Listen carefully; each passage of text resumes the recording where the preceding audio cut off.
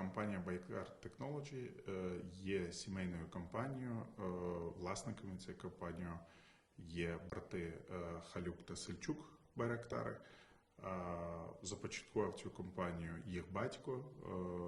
На жаль, він покинув цей світ нещодавно. Вони почали співпрацю з Україною десь 8 років тому. Вони вже планували побудувати завод по різним лініям байрактарів в Україні. На жаль, почалася війна. Знаючи їх дуже з гарної сім'ї, дуже виховані, дуже освічені люди, вони завжди були на боці справедливості. Вони кажуть, це несправедливо, що війна, що Росія напала на Україну, і вони бажають завжди допомагати. Вони вже дійсно зробили дуже багато допомоги, не анонсуючи це. І коли до них звертаються, що ми хочемо придбати байрактар для українських збройних сил, вони завжди намагаються подарувати це. Я знаю їх як порядних людей, які дуже підтримують Україну і дуже допомагають нашим збройним силам.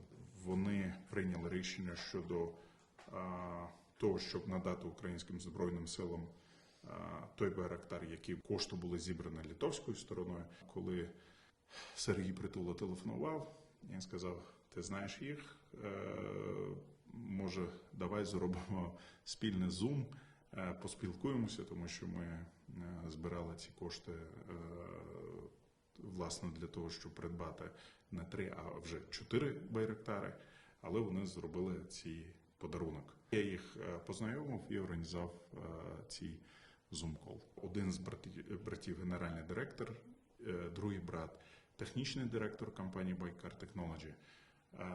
Це їх намір. Ми дійсно дуже вдячні за їх такий порядний крок і за те, що вони завжди допомагають Україні.